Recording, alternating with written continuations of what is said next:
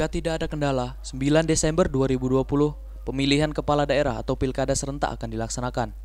Maka diketahui saat ini, masyarakat telah memasuki era pesta demokrasi yang dimana sebentar lagi akan dilaksanakan.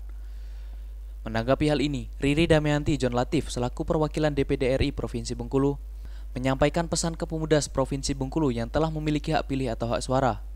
Bahkan tidak kemungkinan masih terdapat pemuda atensi atau informasi seputar politik yang kurang. Maka Riri Damayanti John Latif pun tetap mewajarkan hal tersebut. Namun dirinya tidak menganjurkan pemuda untuk golput atau tidak memilih.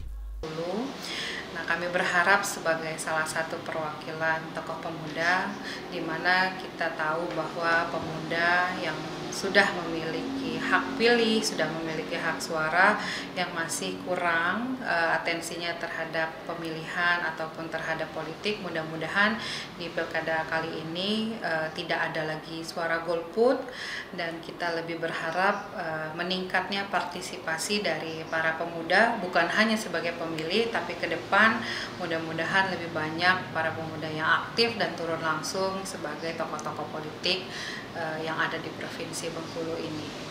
Dari lokasi, Tim Liputan Lebong TV melaporkan.